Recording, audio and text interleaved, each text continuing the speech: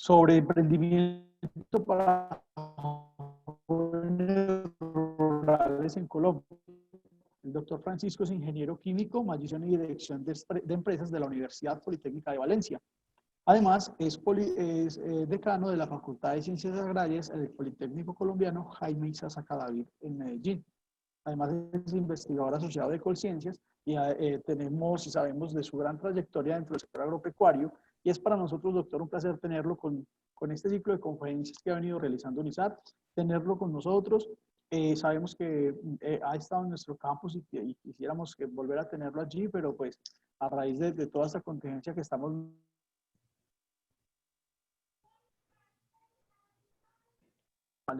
hemos podido tener a investigadores de su tipo y de su talla, pero también acercarnos a otros escenarios que tal vez antes no teníamos. Entonces, bienvenidos todos, bienvenidos a quienes están con nosotros, la docente Adriana Cuervo, todos los estudiantes, todos los egresados, todo el sector productivo, bienvenidos. La idea es que mientras el doctor esté en la presentación, ustedes tienen el micrófono desactivado, pues porque entenderán que abrir micrófonos para todos es muy complejo, pero podemos interactuar a través de las preguntas que realicen en el chat. Esas preguntas al final van a ser direccionadas eh, al doctor Javier para que podamos entonces tener respuesta de ellas. Bienvenidos, doctor. Esta es su sala. Muchísimas gracias, doctor Francisco Javier Arias. Bienvenido a UNISAT. Perfecto, muchísimas gracias. Sí quisiera de pronto invitar a algunas personas ahorita. Aquí tengo en este momento el chat abierto. Sé qué personas en este momento están participando para darles también entrada y que de cierta forma sea una conferencia un poco más participativa. Bueno, entonces quisiera comentarles un poco acerca de este trabajo. Es una investigación que he venido desarrollando a nivel de doctorado específicamente.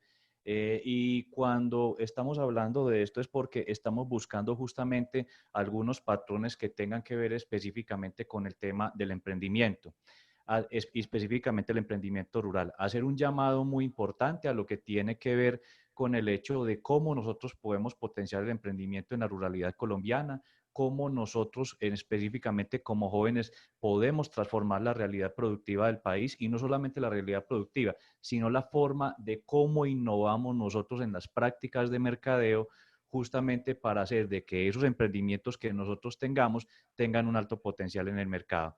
Evidentemente, cuando hablamos de UNISAR, es un referente importante también en cuanto a los temas que tienen que ver con el agro. Muchísimas gracias a la profesora Adriana Cuervo y a los estudiantes que me invitaron para poder brindar esta conferencia y espero justamente volver porque soy de la región, hago parte en este momento del Politécnico Jaime Isaza Cadavid como decano, pero me gustaría obviamente poder hacer unos acercamientos con ustedes en cuanto a los temas de investigación. Ahí está justamente la red internacional que dirijo yo, estamos en 9 países al momento, 27 universidades, y me encantaría que UNISAR pudiera participar de ellas en algún momento. Entonces, comencemos. Cuando nosotros estamos hablando del contexto de la ruralidad colombiana, uno puede hablar muchas cosas, puede hablar de que somos un país con un alto potencial, de que tenemos una cantidad de hectáreas que podemos desarrollar en cuanto al tema de cultivo, podemos hablar muchísimas cosas de la ruralidad, pero nosotros tenemos que tener en cuenta, y esto es algo que me llama poderosamente la atención, una cifra. Y esta cifra es la que justamente resalta el Instituto Geográfico Agustín Codazzi, porque creo que muy pocas personas realmente han tomado conciencia de esa cifra. Y dice lo siguiente: tan solo el 0.3% de todo el territorio colombiano corresponde a áreas urbanas, IGAC. Este trabajo, esta publicación, este comunicado de prensa sale en el año 2015. Estamos en el año 2020. Yo no creo que en 5 años haya cambiado drásticamente el país. ¿Qué significa esto? Que si nosotros juntamos los 1.101 municipios que tiene Colombia, Bogotá, Medellín, Cali, Pereira, Manizales, todos los municipios de Colombia, y los juntáramos, esa porción de tu territorio urbano sería el 0.3% de todo el territorio. Es decir, el 99.6% de todo el territorio que tenemos en Colombia es rural. Y entonces, si nosotros estamos hablando de esa ruralidad, uno puede encontrar cifras interesantes como estas, que 101,2 millones de hectáreas en este momento están en la parte rural, esto sacado del censo nacional. 5,8 millones de hectáreas se utilizan en minería, pues de cierta forma un tema importante porque se ha venido degradando mucho la parte ambiental. 6,6 millones de hectáreas fueron usurpadas por el conflicto armado, entonces obviamente hay una deuda histórica que hay que empezar a resarcir, pero no vamos a hablar, no vamos a hablar de ese tema. El 77% de la tierra está concentrada en 13% de los propietarios, lo cual muestra una profunda inequidad, y el 70% de los alimentos es producido por pequeños productores, lo cual es muy importante porque vemos que a pesar de sus limitaciones en cuanto al acceso a la tierra, lo que nosotros estamos evidenciando es que ellos producen el 70% de los alimentos que hay en Colombia. Entonces, si uno ve el tema de la ruralidad a partir de lo que es la costa atlántica, la costa pacífica, la región centro, los llanos orientales, inclusive todo el tema de la Amazonía, uno qué es lo que puede encontrar, que hay una cantidad diversa de muchas posibilidades productivas, más sin embargo nosotros tenemos en cuenta aquí una consideración y es justamente cómo se desarrolla todo el esquema de la producción con fines a la internacionalización de esa producción. Si ustedes pueden ver en pantalla, estos datos son sacados del DANE.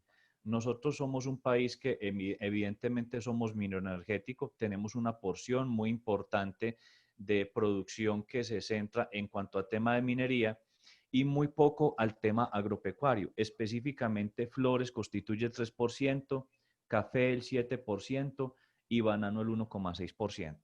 Sí, hemos crecido en aguacate, hemos crecido en uchuva, hemos crecido en otros productos agropecuarios. Sin embargo, la cifra para lo que es el contexto nacional es tan insignificante que inclusive no logra participar de una proporción importante y esto se mezcla dentro de la categoría de otros. Es decir, hemos crecido en aguacate, hemos crecido en uchuva, hemos crecido en gulupa, hemos crecido en algunos frutales exóticos, pero nosotros lo que estamos haciendo es que todavía no vemos una participación significativa de lo que es el sector agropecuario como tal. Es una cifra que nos debe poner a pensar a lo siguiente. Si tenemos un país con 99.6% del territorio rural, ¿cómo es que esta cifra de exportación no funciona, no se desarrolla? ¿Cómo es que nosotros de cierta forma no aprovechamos todo ese potencial productivo? Y aquí es donde viene la primera reflexión.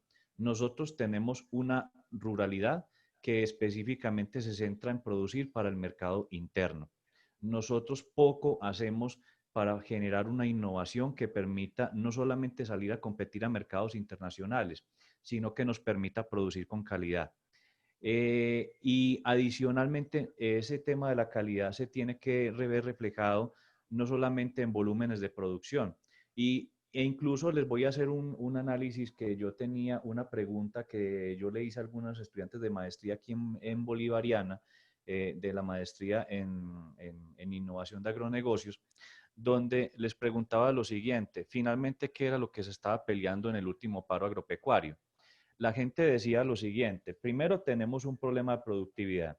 Entonces, ese problema de productividad, la gente bajó a las calles, bajó a las carreteras y empezaron una serie de taponamientos. Cuando los periodistas le preguntaban qué era lo que estaba pasando y qué era lo que estaban peleando, la gente decía que era que los insumos estaban muy costosos. Entonces yo les planteaba un escenario, un escenario, un juego de clase, un escenario de roles. Supongamos que Francisco Arias es el presidente de la República y que por decreto quita todos los aranceles y quita todos los impuestos a lo que son los insumos agropecuarios. ¿Eso qué va a hacer? Va a abaratar la producción. Muy bien. Pero el asunto es que finalmente la ley de la oferta y la demanda dice que si hay mucho de algo en un mercado, el precio se cae. Entonces, si la gente empieza a producir más con mejores insumos y todo eso, finalmente lo que vamos a obtener son frutas de mejor calidad y una producción de mejor calidad, pero que se queda o se termina quedando en el mercado colombiano, muy poco a la parte internacional. Ahí es donde nosotros tenemos que hablar de que lo importante no necesariamente es el tema del volumen, sino de la calidad. Y adicionalmente de que tenemos que buscar no solamente revisar el tema del mercado interno, sino que tenemos que empezar a internacionalizar el sector agropecuario colombiano. Hay un contraste para reflexionar y me gustaría que de pronto alguno de los participantes, no sé si de pronto el moderador me ayude eh, a, Claro que a- sí, doctor. de pronto a que alguien me colabore para que pueda como interactuar conmigo. Entonces, una persona, un voluntario. Doctor, Sí, muy bien. ¿Con quién hablo? pues con Jaime Betancourt, Proyección Social, moderador. Ah, Voy bueno, a Jaime. darle paso entonces a Jennifer Marentes, que está aquí levantando la mano. Sí, le Perfecto. voy a dar audio entonces, doctor, para que pueda interactuar con nosotros. ¿Listo? Perfecto, Jennifer. Muchas gracias. Jennifer, buenos días. ¿Cómo estás? Hola. Un momento que no me ha dado la opción de, no me ha tomado el sonido. Perfecto. No,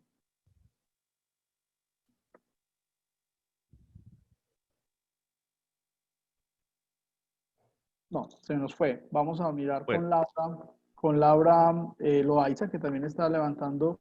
perfecto. Muchas eh, gracias.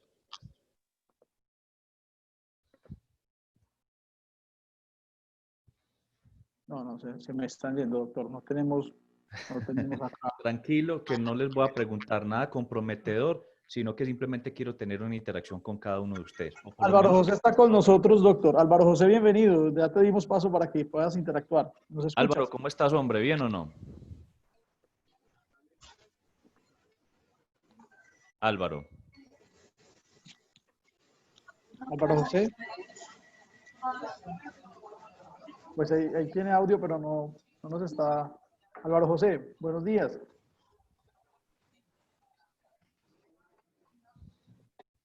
Pues nada, doctor. No. Mire, Entonces, doctor, tranquilo, continuemos y le ahorita voy le a damos. preguntar a usted mientras solucionamos el tema. Perfecto. Mira una cosa con respecto a lo que estás viendo en pantalla. Tú estás notando aquí un señor en la parte de arriba que está en Colombia, que está en Montería, que está haciendo queso con sus manos y que lo vende en la calle. En este caso de abajo, en esta foto, hay un señor que está en Francia, hace quesos también con sus manos, tiene gorrita y este señor tiene gorrita, este señor tiene un delantal, bueno, y este no lo tiene, no importa. Ambos están haciendo quesos con sus manos, ambos lo están vendiendo en la calle, pero la pregunta es, ¿por qué el señor de arriba, teniendo 10 vacas y teniendo una finquita, es pobre? ¿Y por qué el señor de abajo, con un número limitado de vacas, es mucho más rico? ¿Qué es lo que cuál es la reflexión que te sale con respecto a eso? ¿Qué crees tú? ¿Qué hay de Eso, diferente? creo que se nos ha olvidado pensar como empresarios del campo y hemos optado por tener una producción limitada en cuanto a variedad de opciones de tener unos mercados o de acceder a unos mercados. Creo que esa ha sido nuestra dificultad en el sector agropecuario y es que muchas veces nuestros productores no lo ven, no se ven como unos empresarios del agrocolombiano, sino como productores que dependen de otra serie de actividades o de otra serie de engranajes y eso es lo que yo creo que nos ha faltado. Así es, mira, y te voy a decir lo siguiente. El gran problema del empresario del agro es que vive al día, no tiene datos, no tiene cifras, no piensa en el valor agregado, digamos, de lo que hace. Él, en este caso particular, en la parte de arriba solamente hace el queso cuajada, el de abajo está pensando en hacer unos quesos madurados de pronto de mucha más tiempo, de una mayor rentabilidad, pero muchas veces lo que le dicen a uno es, bueno, y entonces cómo nosotros podemos pasar de un modelo del de abajo al modelo del de arriba. Y la situación es que también obviamente hay limitaciones, pero nosotros sabemos que en Colombia uno puede optar por el tema de la capacitación. Creo que el SENA con 25 estudiantes lo capacita a uno en lo que requiera. Y el asunto es que finalmente lo que nosotros podemos hacer es cambiar el modelo de producción de este señor, no de manera radical e inmediata, es ir pasando de paso a paso. Es lo que muchas veces los políticos no han entendido. Lo que nosotros tenemos que hacer con este señor es que primero pueda aprender con un 2% de su producción de leche, donde él empiece a estandarizar y a generar unos quesos que puedan tener algún diferenciador con respecto al queso cuajada que tiene, porque siempre el productor colombiano, o por lo menos estas personas están acostumbradas normalmente a vivir al día. Ya después ir empezando a incrementar un 5%, un 7%, un 10%, no hacerlo de manera rápida, porque ahí es donde muchas veces la gente se estrella, pero lo que nosotros sí tenemos que hacer es que justamente tenemos que empezar a cambiar el modelo y el chip de las personas de cómo se hacen las prácticas de una forma diferenciada. Eh, yo quisiera... Por aquí ya tenemos a alguien que quiere participar, doctor, Johan Vélez. perfecto. Vamos a ver si... Juan Vélez, ¿cómo estás? Johan Vélez. Ah, Johan Vélez, ¿cómo estás? Muy Johan, bien, muchísimas gracias. te voy a hacer una pregunta. ¿Tú conoces de café? La verdad no mucho, me inclino más por la ganadería. Bueno, pero ¿tenés alguna idea de cómo se mueve medio el negocio o no tanto? No tanto, la verdad. Te voy a hacer la siguiente pregunta. Si yo te dijera que en una cuadra de terreno tú eres capaz de ganarte 1.000 millones de pesos en un año solamente sembrada con café, 2 cuadras, 1.000 millones de pesos en una cuadra sembrada con café, ¿tú creerías que eso sería posible o no? Yo diría que sí se puede. Yo Te diría la que voy sí a, se puede. te la voy a Ajá, colocar más duro.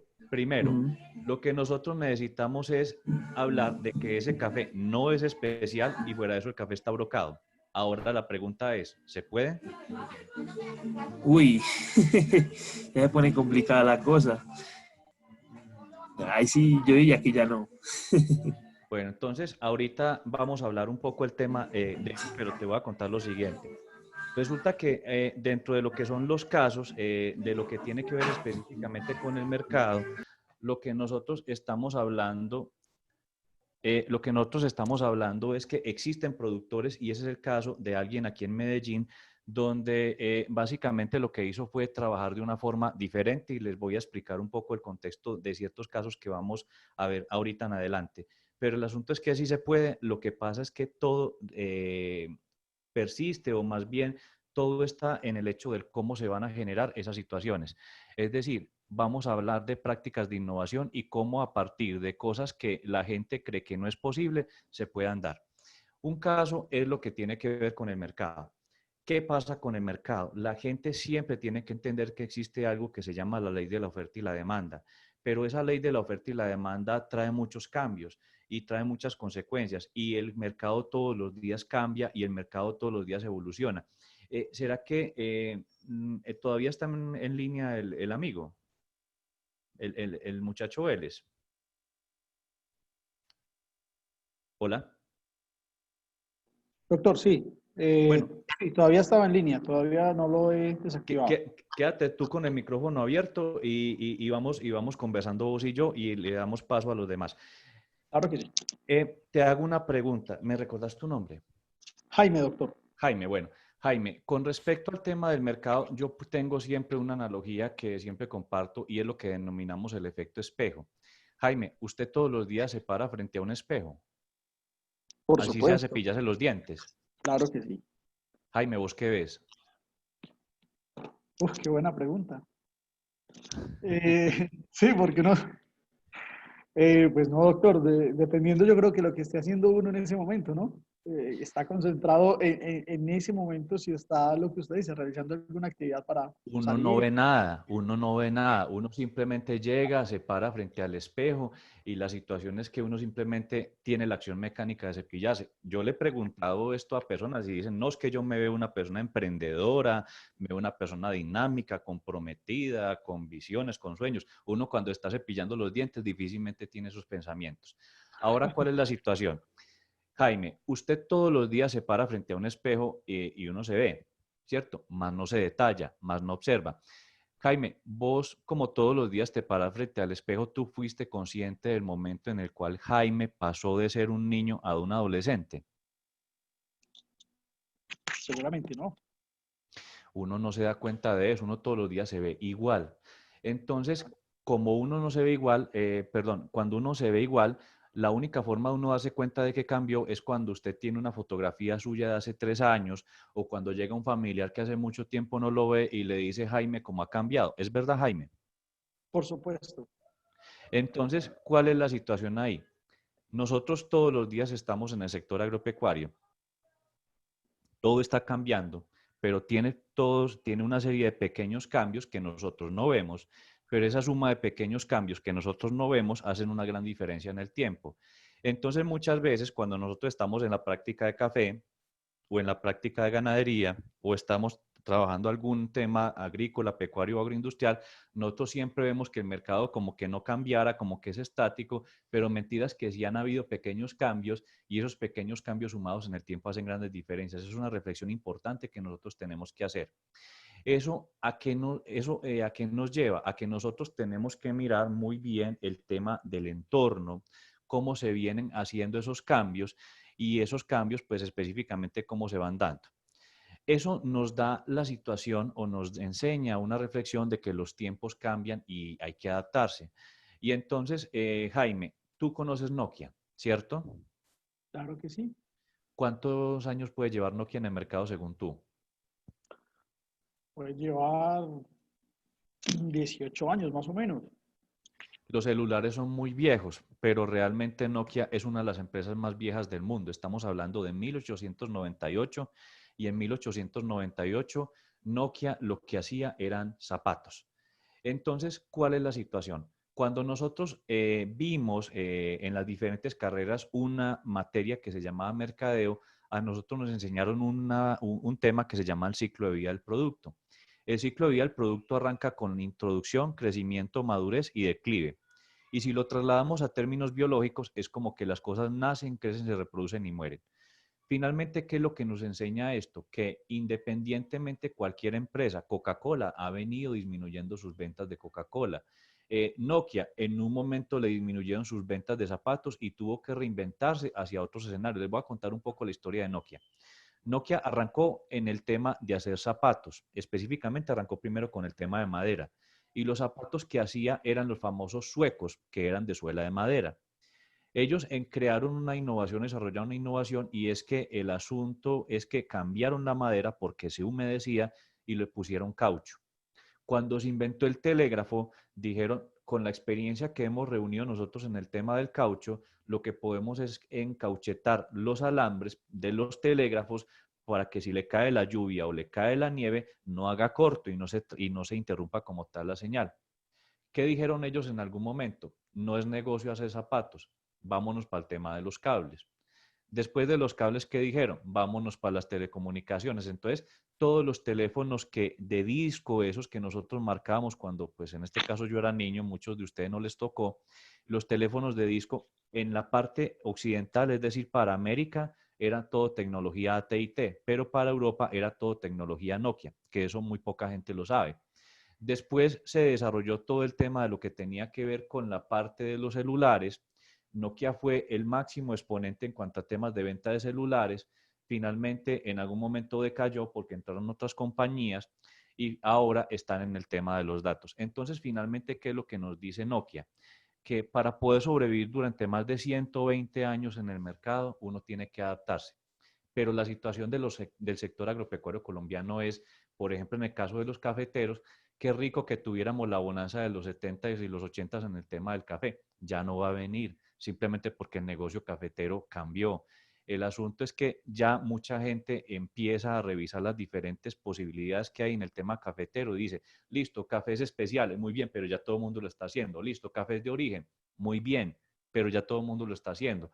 Ah, y entonces, ¿qué sigue? Nanolotes y microlotes de café. Y de ahí para allá vamos a tener que seguir reinventándonos, vamos a tener que seguir reinventando el negocio cafetero porque el público cada vez requiere y tiene nuevas necesidades y en consecuencia nosotros tenemos que buscar la forma de poder vender esos cafés de una mejor manera. Si seguimos vendiendo el café tipo commodity, simplemente vamos a ir al vaivén del mercado porque nosotros no estamos generando ningún proceso de diferenciación ni en el producto ni en la comercialización. Eso debe pensar de que nosotros debemos tener un propósito, las empresas deben tener un propósito y deben encontrar muy bien qué es lo que deben hacer. ¿Qué puntos dificultan la perdurabilidad de los productores en América Latina? Lo primero, tenemos una visión de corto plazo. Nosotros vendemos en esencia o sembramos tomates para vender tomates, no salsas, no procesamos, no comercializamos. Lo segundo es que tenemos unos problemas educativos. Jaime, estás en línea, ¿cierto? Sí, señor. Jaime, le voy a hacer una pregunta. ¿Usted estudió qué? Soy zootecnista, doctor. Excelente. ¿De UNISAR me imagino? ¿O de dónde? Claro que sí, sí, señor. Dionisa. Bueno, entonces, cuando Jaime pasó a estudiar zootecnia a la UNISAR, su papá y su mamá le dijeron, mijo, qué rico que haya entrado a UNISAR para que cuando salga consiga un buen. Trabajo. La pregunta es, Jaime, ¿por qué no un buen negocio? Porque, Porque inmediatamente usted pensó en trabajo.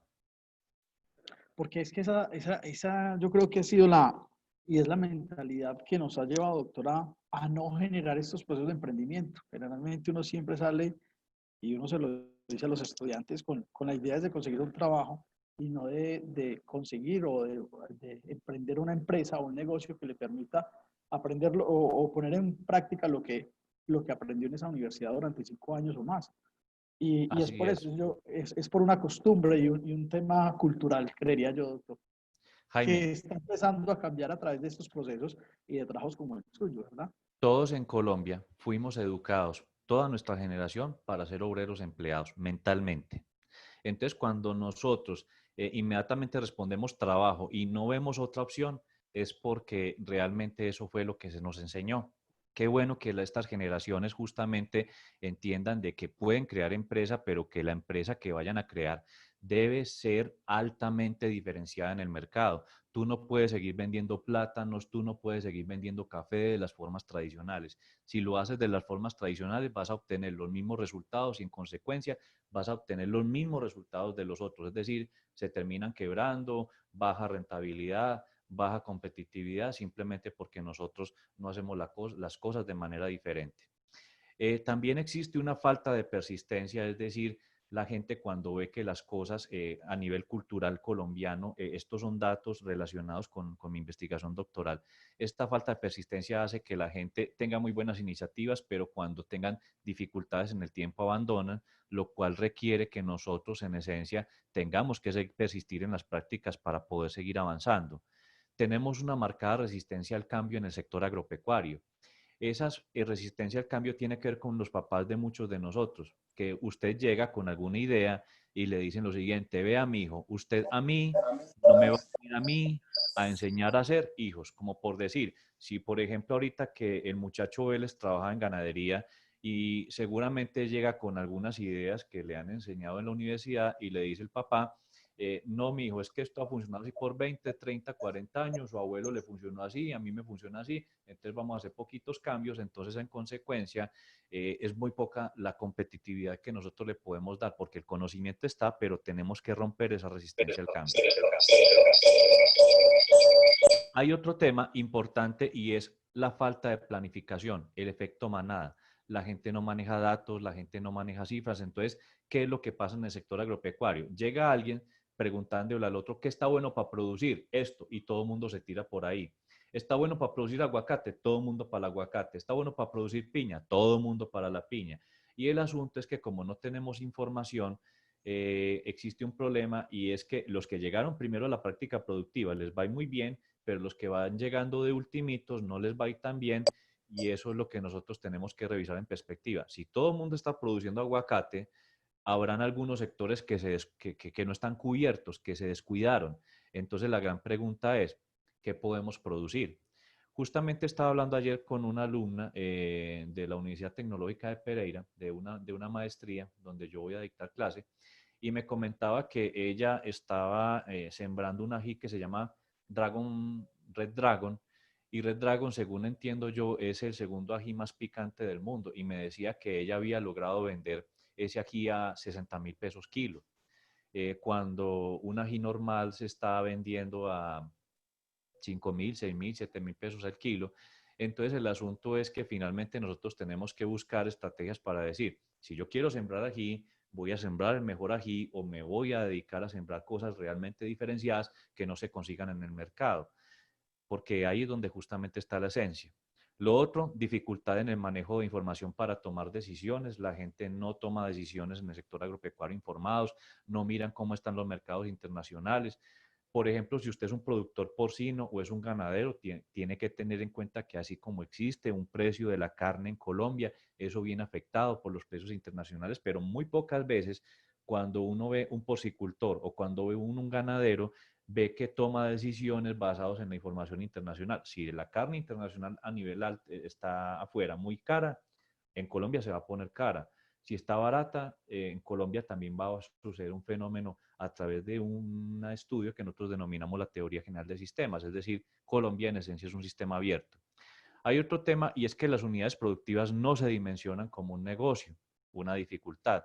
Existe un excesivo individualismo, un bajo desarrollo técnico y tecnológico, sobre todo porque cuando nosotros vemos los diferentes proyectos que existen de Finagro y los créditos blandos, la gente prefiere no invertir en la finca y más bien se compra con el crédito de Finagro una camioneta o se compra un apartamento, pero no le mete tecnología a la finca. Miren, si estamos hablando que nosotros tenemos un negocio y ese negocio tiene que ser altamente productivo, si tú le metes mejor maquinaria y le metes mejor tecnología, en tu finca vas a ser más competitivo. Pero si terminas comprando otras cosas que no agregan valor a esa producción, como sí sucede en Estados Unidos, donde se compra maquinaria y tecnología, pues obviamente eso también va a reflejar su bajo nivel de competitividad, donde usted va a ganar dinero, pero no va a ganar el dinero que podría ganarse si aplicara la tecnología. Y algo que estaba mencionando ahorita, y es que tenemos una producción orientada al mercado local y muy poco al internacional. Hablemos un poco del tema de lo que es el emprendimiento rural. El emprendimiento rural, la gente lo concibe netamente como las prácticas agrícolas, pecuarias o agroindustriales.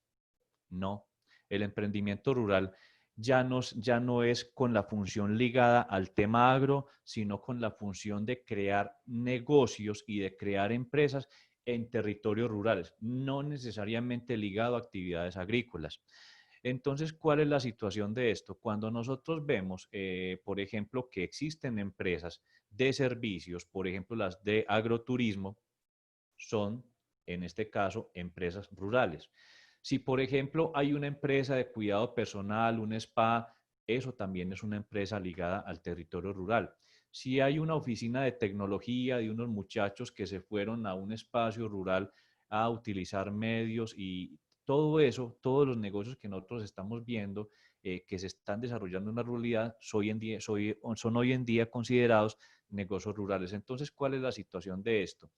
Que lo que estamos viendo en el emprendimiento rural es que cuando se van generando muchas orientaciones al respecto, políticas públicas, y sobre todo un informe que resalta el Global Entrepreneurship Monitor, lo que llaman el proyecto YEN, es que existe una fuerte posibilidad de jóvenes de 24 a 35 años que manifiestan un 32,4% de la actividad emprendedora a nivel general y donde una participación muy importante de ellos están pensando en el tema de la ruralidad y específicamente estamos hablando de los millennials. La gente a nivel de Medellín, de Bogotá, de Pereira, de las grandes ciudades, ya no quieren vivir las congestiones urbanas. Bueno, y esto sobre todo se ha acelerado por el escenario de pandemia. Todos estamos encerrados en casas, en apartamentos y quisiéramos estar en la ruralidad. Entonces, no solamente se va a generar un proceso de transformación tecnológica, sino que adicionalmente también va a haber un porcentaje importante de personas que ya estamos pensando, porque yo también estoy pensando en esa situación, de irme a la ruralidad y poder hacer algo realmente en la ruralidad, inclusive crear empresa en la ruralidad. Entonces, todo tiene que ver no solamente con el hecho y el deseo de crear empresa, sino con la innovación. Y aquí es donde coloco yo esta grafiquita que la tomé de JF Zuluaga, que me pareció muy interesante. ¿Quieres innovar? Piensa en algo que ya des por hecho, ahora piensa cómo sería mejor. Y cuando hablamos de innovación, no es que exista un tipo de innovación última, no, existen diferentes tipos y diferentes velocidades de innovación, que es lo que a nosotros de cierta forma no nos han dicho. Si, por ejemplo, alguien está aquí en la piedra y pasa la rueda de madera, él está innovando. Hay otros que van por aquí en la rueda de caucho, pero el asunto es que finalmente están haciendo su parte y todos están mejorando sus prácticas productivas. O sea que tenemos que hablar del tema del mejoramiento. O sea que cuando nosotros estamos hablando de los emprendimientos que tenemos en la parte agrícola, pecuaria, agroindustrial u otros tipos de emprendimiento que están en la ruralidad, nosotros tenemos que buscar esa innovación cómo se puede dar.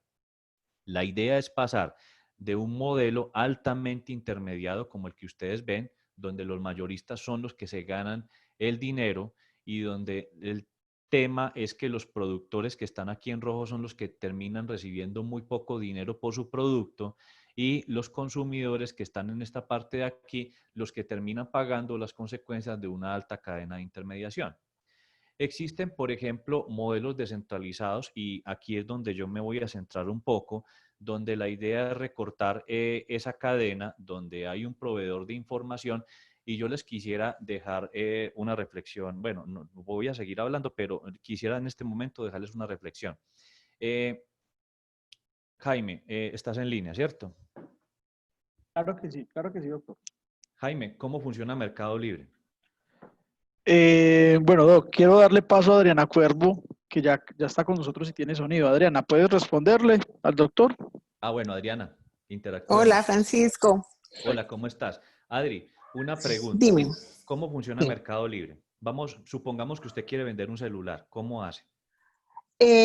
Bueno, de hecho ya lo ensayamos. Entonces tú te inscribes a Mercado Libre, ellos te dan la posibilidad de que te vincules y tú empiezas a ofertar el producto, muestras fotografías, das las especificaciones y entonces ellos te lo publican. Y la gente que está interesada empieza a escribir en Mercado Libre, o sea, en la página, y te dice si le interesa o no le interesa, y empiezan a pedir inclusive a veces hasta rebajas, y pues tú tienes que decir que no, porque es como una de las condiciones del Mercado Libre, que lo que pongas eso es, y se ejecuta La compra. Muy bien. acción. Entonces te dan Sí. estrellitas, medallitas o te ponen calificación o lo que sea. Entonces, ¿qué es lo que sucede aquí? Resulta que cuando uno mira, por ejemplo, estos modelos descentralizados, uno pudiera llegar y decir, perfecto. Entonces, uno pudiera crearse el mercado libre del sector agropecuario donde la gente pudiera venderse sus cosechas. Entonces, en vez de vender celulares, vende su cosecha de papa, su cosecha de yuca, su cosecha de tomate. ¿Por qué no existen? Hay un modelo medio parecido en Colombia que llama Comproagro, pero ¿cuál es el problema de Comproagro? Que no permite la transacción. Simplemente es un listado donde usted se inscribe como productor o como comercializador, pero entonces usted tiene que ir buscando de uno en ese listado quién tiene papa y quién no. ¿Cuál es el problema de Comproagro? No permite generar la transacción. Y entonces la pregunta es, si ya existe Mercado Libre, si ya existe eBay, si ya existe Amazon, si ya existe Rappi, si ya existe Uber, si ya existe Airbnb, es decir, es un modelo probado y aceptado y que genera ganancias, ¿por qué no existe el Mercado Libre del sector agropecuario? ¿Contesto yo otra vez? Sí, contesta. Pues mira, yo hace poco, antes de que empezáramos este proceso de pandemia, estuve conociendo y de hecho con proyección social lo invitaron a la universidad, un modelo que están tratando de desarrollar en Colombia para que funcione similar a Mercado Libre, inclusive con una cosa más interesante, y es que en Mercado Libre tú tienes que tener acceso a Internet y tienes que tener pues un dispositivo que sirva para esto. Y Sí. este nuevo modelo inclusive funciona por mensajes de texto. Entonces tú te metes a la plataforma y por mensajes de texto te está llegando la información.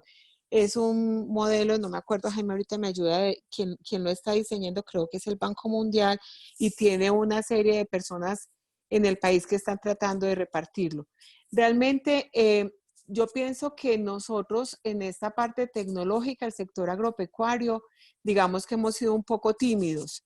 De hecho, a mí me alegra muchísimo esto que está sucediendo con todo lo maluco, pues, que significa, porque nos ha obligado a las personas que estamos vinculadas al sector agropecuario como a tocarnos y a empezar a pensar de una manera diferente.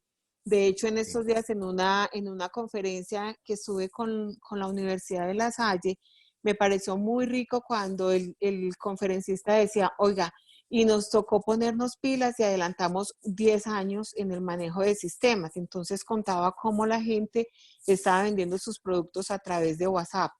Sí. Y entonces este tipo de cosas nos obliga, a todo el mundo le parece pues como muy horrible, que no poderse tocar, sí, pero igual tenemos una situación tecnológica muy interesante que nos obliga, como tú dices, a meternos en algo nuevo, o sea, ponernos pilas y entonces para dónde es que vamos y cómo es que vamos y tenemos todas las herramientas.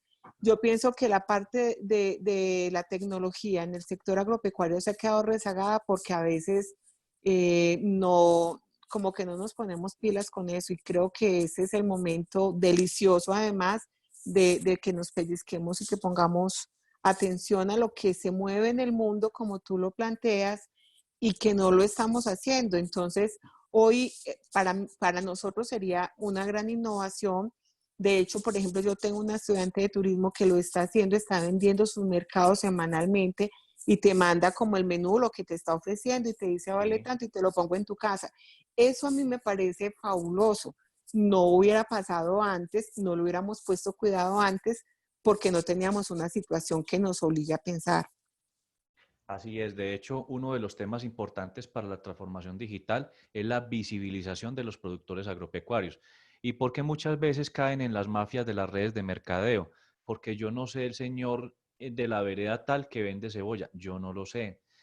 Yo no sé quién es el que vende la mora. Entonces ellos, por desconocimiento de dónde está el mercado, caen en estas redes de mayoristas que básicamente lo que hacen es encarecer los precios y de cierta forma pudiéramos decir, bueno, ¿cómo podemos visibilizar a estas personas? Caso particular, podría ser un trabajo de UNISAR, inclusive hasta con la gobernación del Risaralda, el hacer de que muchos de estos productores agropecuarios puedan crear su propia página de Facebook o su propio, digamos, canal de Wix. Un muchacho se lo puede hacer, donde puedan decir, vea, yo vendo cebolla, teléfono tal. Entonces, cuando alguien requiera hacer el rastreo en Internet, pues se pueden visibilizar esos procesos, porque entre otras cosas es gratis, pero lo que tenemos que hacer es justamente llegar a donde están esos productores, visibilizar su cosecha o ese tipo de cosas van a ser muy importantes y sobre todo que ya el proceso de transformación digital llegó para quedarse. Vamos entonces a hablar de unos ejemplos de innovación específicamente para que ustedes conozcan algunas prácticas y la primera tiene que ver con esto. Resulta que existen unos jóvenes como Lina Trujillo, ella es publicista y dijo, bueno, yo tengo un problema en mi casa y es que mi papá, aquí específicamente en Támesis, Antioquia, ella es de Medellín, tenía unas fincas de cítricos, pero el señor se enfermó, Lina le tocó encargarse de las fincas. Entonces, Lina, ¿cuál fue el panorama que encontró? Que las naranjas que vendía su papá, ella le dio el contacto de este señor, entonces ella llegaba con su camión, obviamente alquilado, no es de ella, entonces aquí estaban las naranjas de ella y ella empezó a preguntarse en esta fotografía, ¿en qué se diferencian las naranjas que yo tengo aquí de las naranjas que están aquí? En nada, simplemente yo llego, el señor me coloca el precio, gano o pierdo, pero el asunto es que finalmente yo no sé qué es lo que está pasando. Entonces dijo, no, yo tengo que salirme de los canales tradicionales comerciales porque si no, yo tengo que, o sea, ella es publicista y decía, tengo que salirme de los canales comerciales tradicionales porque o si no, entonces simplemente lo que voy a hacer es seguir perpetuando todo el esquema de pobreza y miseria que pueden haber justamente en el sector agropecuario. Entonces ella pensó, qué rico de pronto vender jugo. Bueno, podría ser una posibilidad, pero para vender jugo también hay que hacerlo de una forma diferente. Ella, a partir de estos dos elementos, creó dos innovaciones. Uno, el hecho de vender naranjas en estaciones de servicio. ¿Y cuál es la situación aquí? Cuando yo llevo ese caso, sobre todo a conferencias internacionales, la gente dice, pero venga, ¿cómo se ponen a vender naranjas en estaciones de servicio donde eso es para gasolina y es para aceite y es para lubricantes y para ese tipo de cosas? No, simplemente ella llegó y pensó en lo siguiente. Si nosotros vemos este escenario, cuando tú vas a la plaza de mercado, bien sea porque tú lleves un carrito de los que hoy en día hay para mercar, un canasto o un costal, tú vas a comprar una bolsa de naranja de 5 kilos, pero no vas a comprar dos. ¿Por qué? Porque eso te pesa. Y si es el carrito, daña las rueditas. Entonces usted tiene que comprar más mercado. Entonces, si usted tiene que comprar naranjas, eso le baja la probabilidad de compra. Usted tiene que ir a donde está el producto. En este caso particular, cuando tú estás en la estación de servicio y ella como lo hizo, simplemente llegó y dijo lo siguiente, señor de la estación de servicio, esto es aquí en Sabaneta, mientras este señor está por aquí colocando gasolina, que eso es de forma automática, él puede vender naranjas, como lo están mostrando aquí. Entonces, ¿cuál es la situación? El señor que está en la moto o el señor que está en el carro simplemente va a la estación de servicio, dice, ve, hay naranjas, y como consecuencia de ello, ve, dame una bolsita, dame 2 bolsitas, porque no es quien carga usted, sino el carro o la moto es quien carga por usted. Entonces eso mejora la probabilidad de compra y se salta todo el canal mayorista y se llega directamente donde ella lo que le propone al señor de la estación de servicio es 50% para usted, 50% para mí de las ganancias, yo le surto todos los días las naranjas y usted como consecuencia de ello me guarda la plata y se encarga de venderlo. Es una innovación grande que hizo Lina en este caso particular y que se ha, digamos, difuminado por todo lo que es Medellín. Y otro tema es que con Nova Venta empezó a diseñar una máquina de vendi donde en esta parte de aquí están las naranjas, donde aquí están los vasitos. En este momento hay 3 máquinas de estas, cada máquina cuesta creo que 20 millones de pesos y no estoy mal, ya están empezando a comercializarlas aquí en la ciudad de Medellín. Y entonces finalmente lo que hay es un sistema en el cual aquí las naranjas van bajando, hay unas cuchillas que exprimen, es decir, esta misma máquina de aquí montada adentro de una máquina de vendi, y la situación es que usted le mete el billetico por aquí, son 2.000 pesos, y el asunto es que finalmente estás llevando el mismo concepto de venta de comida chatarra, porque en una máquina de venta tú consigues papitas, chitos, etcétera, etcétera, es vender un jugo fresco, exprimido, inclusive aquí dentro está refrigerado como tal, y si se coloca en universidades, si se coloca en gimnasios, si se coloca en hospitales, es poder llevar un fruto fresco a venderse de una forma natural, un jugo refrigerado y con una altísima demanda, además porque simplemente estás colocando un fruto fresco, un jugo natural en cualquier espacio donde tú puedas tener un alto tráfico. Hay un caso 2 que tiene que ver con el hecho de un estudiante, Sebastián Rendón, que inclusive trabaja conmigo en un proyecto de Colciencias y me dijo, profe, yo quiero crear mi propia empresa.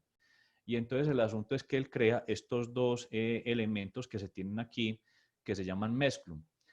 Adriana o de pronto Jaime, ¿no, ¿saben qué es eso o no tienen ni idea? Yo no tengo ni idea. Mire, resulta que cuando Doctor, uno mira el tema de... tampoco, pero si quiere, quiero darle paso, doctora Juan David, para que tengamos. Sí, para que tengamos mayor interacción. Juan, buenos días, ¿cómo estás? Juan.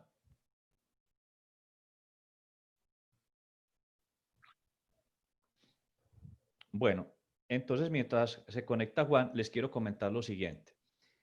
Adriana, tú conoces vegetarianos y veganos, ¿cierto? Sí, señor. Los vegetarianos tienen un consumo, pueden comer queso, huevo y ese tipo de cosas, más no animales. Los Ujú. veganos, nada de eso. De ahí para allá, ¿qué sigue? Es que, bueno, yo lo que conozco es que hay unos que y tienen otro nombre específico, que pueden comer vegetales y consumen algunos productos lácteos Sí. o huevos, o sea, provenientes de animales sin ningún problema. Y hay otros que creo que son los veganos, que son los que no consumen nada que provenga de animales, o sea, ni huevos, absolutamente nada, y solamente consumen vegetales. Y no sé de ahí para allá qué sigue. La muerte pensaría uno, ¿no? Pero el asunto es que finalmente cuando uno mira todo lo que hay, entonces hay lactocerealianos o vegetarianos, frugivorianos, pero también existe una categoría que se llama crudívoros. ¿Conocías que existían los crudívoros? No, entonces esos que comen, todo Ah, crudo. entonces exactamente, comen todo crudo y son veganos, pero ya unos veganos un poco más radicales, que de cierta forma dicen que no preparan los alimentos con calor porque el calor, como todos sabemos, los que conocemos algo del sector alimentos, el calor elimina vitaminas y elimina algunas proteínas, entonces ellos quieren consumir todos los nutrientes, pero ellos, ¿qué es lo que requieren? Que lo que vayan a comer tenga todas las vitaminas, pero adicionalmente esté libre de plagas, enfermedades y sobre todo que no haya estado en contacto con agroquímicos. Entonces, ¿cuál es la situación?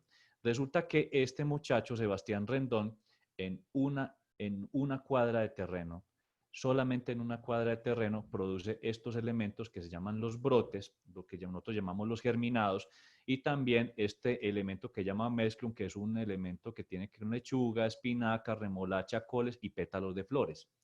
Entonces, ¿él qué es lo que hace? Los vende a 35.000 pesos, son 100 gramos, y los vende a 35.000 pesos. Y la situación es que él, solamente con una cuadra de terreno, es capaz de proveer a todo el territorio nacional, y entonces la situación es la siguiente. Él, ¿cómo lo vende? No lo vende a cualquiera. Cuando llegó al Grupo Éxito y empezó a vender a proponer esta propuesta, la gente se rió, como que unas lechugas y esto va a costar 35.000 pesos. Él explicó el concepto y entonces dijeron, listo, vamos a irnos para Palmas. Palmas es el Carulla que tienen arriba, donde hay casas de 2.000, 5.000, 10.000 millones de pesos. Y cuando usted tiene un nivel de vida como eso, si le gusta algo, pues simplemente lo compra y ya. Entonces, ¿qué es lo que está pasando? Él, justamente con este negocio que es exclusivo directamente para los crudívoros, genera un negocio altamente rentable en muy poca extensión de terreno, alrededor de unos 80 millones de pesos mensuales y con una ganancia del 35%. Entonces, ¿cuál es la situación de esto?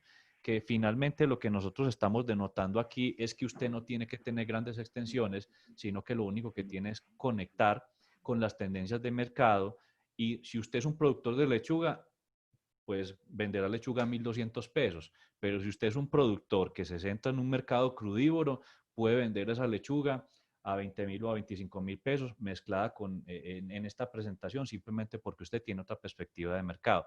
Ahí donde yo justamente hago el llamado a cada uno de ustedes, de que nosotros si tenemos un producto, tenemos que buscar la forma distinta y diferenciada de venderlo. Este caso que ustedes ven aquí es un caso de Uchuva, donde este muchacho que se llama Juan Carlos Sepúlveda hace un proceso de comercialización con productores víctimas del conflicto armado. Esta situación de víctimas del conflicto armado hace que él tenga un esquema en la vereda de Mesopotamia, donde él simplemente utiliza la tercerización, y quisiera mostrarles la gráfica como tal. ¿Qué es lo que hace Juan? Juan hace un esquema descentralizado de comercialización. ¿Qué es lo que hizo? Él no tenía tierra, ni tenía plata, ni tenía nada. La gente que llegó a la vereda Mesopotamia, el municipio de la Unión Antioquia, estaba en procesos de restitución de tierras y les dijo, vean, esta tierra que ustedes ven enmalezada, esta que ustedes ven aquí, tierras de 20, 25 años sin producir, la mayoría de la gente dice, ahí no hay nada que hacer. Juan veía unos terrenos descansados, posibilidades de producir agroecológico, pero los que llegaban no tenían tierra ni tenían absolutamente, pues tenían la tierra, pero no tenían ya ni los conocimientos para producirla. Entonces, finalmente lo que hizo Juan es que habló con cada productor y le dijo, vamos a producir uchuva orgánica. Entonces, esa uchuva orgánica, no tengo la plata, pero me consigo la semilla con en este caso es la Secretaría de Agricultura de Antioquia. Se va a conseguir unos recursos con Acción Social y se va a conseguir una capacitación con el SENA. Entonces, finalmente, ¿qué es lo que hace? La gran ventaja de Juan es que no arma una asociación de forma individualista, me explico. Cuando usted va a montar una asociación, reúne a 20, 30, 50 personas, y entonces la gran pregunta es, arman la asociación en 3 horas, pero el problema es que cuando usted arma la asociación siempre van a haber conflictos, porque la gente que está abajo y que no está en la mesa directiva va a decir, ¿y por qué a mí no me tuvieron en cuenta para la mesa directiva? Empiezan los problemas. Juan lo que hizo fue hablar uno con uno, persona a persona, se quiere meter en este negocio, se quiere meter en esta iniciativa. Entonces todos trabajan de forma colectiva, pero de forma individual. ¿Cómo lo hacen? Este señor, productor 1, ayuda al productor 10, al productor 3, pero el productor 1 es quien vende su producción, ni siquiera vende, cede su producción a Juan. Juan en este caso está en la compañía Exofruit, y Exofruit básicamente lo que hace es negociar directamente con el cliente. ¿Qué es lo que hace Juan? une volumen, calidad, cantidad y precio. Y lo hace con una estrategia de libros abiertos. ¿Cómo es esta estrategia de libros abiertos? El productor 1 sabe el cliente a cómo le está comprando. Pero en este caso particular, Juan, en vez de quedarse con un número importante de la ganancia, únicamente se queda con el 20% y el 80% se traslada directamente a los productores. Este tipo de empresas se llaman empresas tipo B. Entonces, ¿cuál es la situación? El productor se dedica realmente a hacer lo que sabe hacer, que es producir. Juan se dedica a vender, reúne los volúmenes de cada uno de estos y este no le compra, sino que le cede la producción y en consecuencia todos ganan. Es una estrategia de generar confianza a partir de un modelo de integración exitosa. Yo le voy a enviar a Adriana, pues obviamente no alcanzo como a comentar en esta charla cómo es el modelo de desarrollo, pero hay un artículo escrito sobre ello y se lo voy a enviar a Adriana para que se lo pueda como replicar a cada uno de ustedes por si de pronto quieren saber cómo funciona este proceso. Hay otro tema supremamente importante en muchos casos. Este es el caso de Daniela Lince, una antigua alumna de La Salle. Estudia ingeniería de alimentos, ya terminó. Y cuando estaba, digamos, en su proceso, ella siempre le gustaban el tema de los helados y siempre quiso participar en un concurso internacional de helados. Entonces ella llegó, vio un concurso en Estados Unidos, ella le gustaba hacer helados, entonces hacía un helado que le denominó Amor Acuyá, que es un helado de simplemente chocolate con maracuyá. Ese es un sabor muy conocido en Colombia. Aquí, ¿quién no ha comido helado de maracuyá? Pues muchas personas. La gran innovación es que le metió chocolate amargo. Y ella se llevó su maracuyá, se llevó su chocolate amargo para Estados Unidos, obviamente pidió permiso del ICA, lo llevó para ese concurso y se ganó el concurso del mejor helado de América. Claro, nosotros ya estamos acostumbrados a esos sabores, pero en Estados Unidos no. Entonces ella se ganó el concurso al mejor helado de América y participó en el Gelato World Tour, donde hubo el campeón de Asia, el campeón de África, el campeón de Europa, el campeón de Italia, porque siempre hay un campeón por la parte de Italia. Y el asunto es que ella planteaba la siguiente reflexión. Mire, puede que Cremelado haga mejor helados que yo, sí. Puede que de pronto haya alguna empresa que venda unos helados muy ricos en Medellín, sí, pero es que ellos no participaron. La que participó fui yo y yo me gané el concurso al mejor helado de América. Entonces, ¿cuál es la situación? El gran problema que nosotros tenemos en el sector agropecuario es que nosotros también nos tenemos que creer el cuento.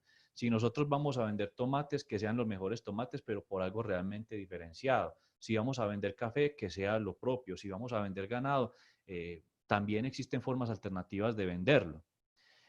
Creo que el caso Agrofuturo es un caso muy particular. Yo me voy a ir directamente a este caso que es con el cual yo voy a cerrar la charla del día de hoy. Existen nuevas formas de vender café y les voy a contar la historia de un productor y entonces quiero que de pronto Adriana o Jaime o cualquiera interactúe conmigo para yo hacerle unas preguntas. Dale.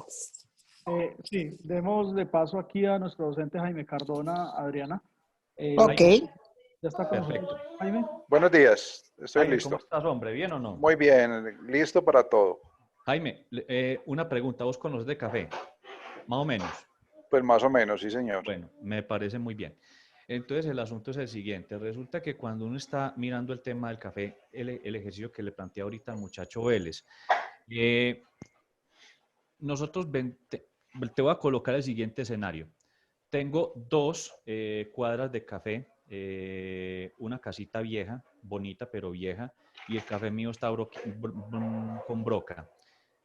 ¿Tú crees que en un año, en esas condiciones, yo pueda sacar 1.000 millones de pesos de ahí? En esas No, condiciones. señor. No, no, no. Ni en Y 2 años, ni en 10 años, ni en 20. claro, entonces, ¿qué es lo que pasa? Muchos de los productores que nosotros tenemos de café tienen pequeñas extensiones de tierra, se sacarán una cosechita, dos cosechitas, no sé, y viven con muchísima dificultad y muchísima pobreza. El caso que yo les voy a comentar es de un señor que se llama Carlos Mario Gallego. Carlos Mario Gallego es un productor muy fuerte de café, que pegó una quebrada a la berraca en el suroeste antioqueño, y entonces él llegó y a partir de unas herramientas que se enseñan en la administración y en todos los programas, hizo una DOFA, debilidades, oportunidades, fortalezas y amenazas. Y finalmente, él, después de su quiebra, después de tener muchísimo dinero, él es egresado del programa de administración de empresas agropecuarias de La Salle, llegó y dijo lo siguiente: entonces, ¿qué tengo? Tengo una finca que me quedó de todo ese proceso, de todo su proceso de quiebra, una finca de 2 cuadras de café en Fredonia. Sé hablar inglés, soy administrador de empresas agropecuarias y sé de café. Esas eran sus 4 potencialidades. Entonces, el asunto fue lo siguiente, que él, con esos elementos, diseñó una forma alternativa de vender café y fue la siguiente. Y él dijo, voy a pensar en el tema del agroturismo. Pero entonces lo que hizo fue lo siguiente, se fue a Aviatur y entonces él con sus conocimientos, con su inglés y todo eso, diseña un paquete turístico y entonces ese paquete turístico hablaba de vender la ruta cafetera del suroeste antioqueño. Te hago una pregunta. ¿Será que con turismo sí podemos vender 1.000 millones de pesos en una finquita de 2 cuadras de tierra? Sí, señor. Y más Pensaríamos que sí. pensando, sí, pues yo lo veo viable pensando en turistas extranjeros. Sí. Más sin embargo, hay un problema. Tenemos que llevar una cantidad. Son los que más esas experiencias, porque el colombiano mismo. Sí, pero tendríamos que llevar muchos turistas. Entonces te voy a plantear el siguiente escenario y tú me dices si es posible o no. El asunto es que Jaime se centra específicamente en los turistas suizos, noruegos, finlandeses, alemanes, por una situación muy particular. Resulta que él llega y dice, no me interesa el gringo, el norteamericano que viene de chanclas aquí al Parque del Poblado y que viene a utilizar los hostales más baratos. No, me interesan las personas que de cierta forma pueden lograr, digamos, ¿se acuerda usted de la pirámide de Maslow? La pirámide de necesidades. Por allá arribita hay unas personas que ya logran la autorrealización. Cuando tú ya eres rico, que ya supliste todas tus necesidades, entonces te da por donar dinero, te da por comprar cosas que estén con certificados justos, ambientales, o sea, muy de la proporción de Europa. Yo quiero hacer esa situación por lo siguiente. Resulta que en Europa, específicamente los suizos, en el año 2016, hicieron un referendo. Y ese referendo establecía que Suiza es tan rico que el gobierno dijo, bueno, ¿y qué vamos a hacer con toda esta plata? Entonces Suiza respondió, hagamos un referendo y entonces simplemente usted por ser suizo le vamos a dar 2.300 euros al mes. La noticia del periódico El Mundo de España es que los suizos rechazaron ese referendo de recibir una renta mensual de 2.300 euros. Es decir, la gente en Suiza, en el 80% piensa que es una vergüenza no recibir dinero sin trabajar por él. Entonces, el gobierno suizo pues tiene que reorientar su excedente de liquidez hacia otros rubros. Entonces, uno, ¿qué es lo que llega y dice? Venga, si los suizos y los noruegos y los suecos y los finlandeses son personas que ya de por sí son ricas y dicen en referendos que no van a aceptar esa renta de los gobiernos, entonces finalmente ahí hay una muy buena oportunidad de centrarme en aquella persona que de cierta forma puedo trabajar con ella. Entonces, ¿qué es lo que él hace? Él llega y dice lo siguiente, voy a crear un negocio con Aviatur, específicamente aquí en la ciudad de Medellín, donde voy a planear unos paquetes de ruta turística. Entonces, los paquetes consisten en que yo los voy a llevar por el tema cafetero, les voy a dar un desayuno muy trancado, les voy a dar gorro, sombrero y les voy a dar botas. Y entonces Aviatur le hace la siguiente pregunta. Primero, ¿cuánto me vas a cobrar por el paquete? ¿Cuál crees que fue la respuesta?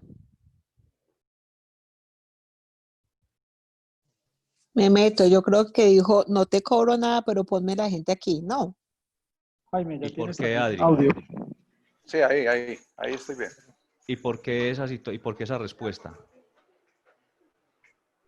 Ay, me le metí a Jaimito. Pues porque es que teniendo las condiciones de un cliente como este, seguro que me va a dejar mucho más dinero que poniéndome a comprarle o a cobrarle un paquete específico. Y más bien cuando estén en mi propiedad, yo miro cómo le planteo otros negocios para que dejen el dinero allí. Eso es una buena. ¿Y tú qué negocio plantearías, Adriana?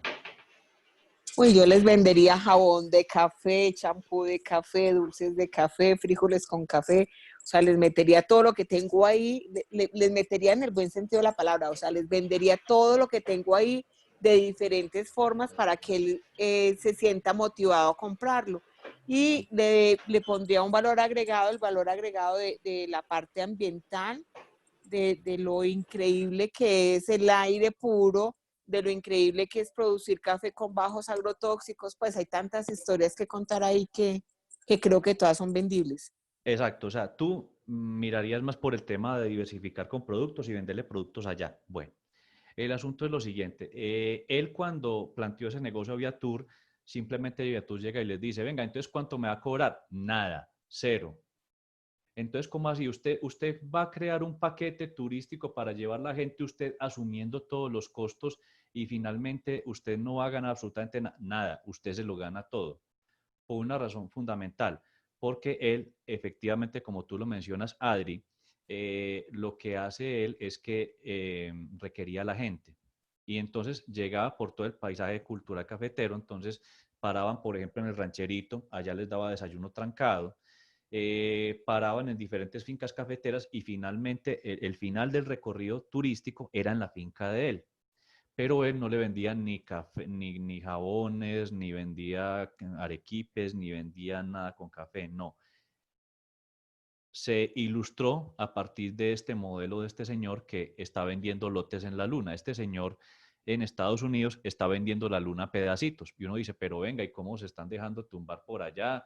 ¿Cómo es que un señor está vendiendo pedazos de la luna? ¿Sí? Entonces, imagínese que usted es muy romántico o romántica, entonces, en vez de decirle a la señora o a su novio o a su novia, te regalo la luna, no, pues venga que aquí está el título valor. Y en este caso particular, aquí está el título valor de la luna.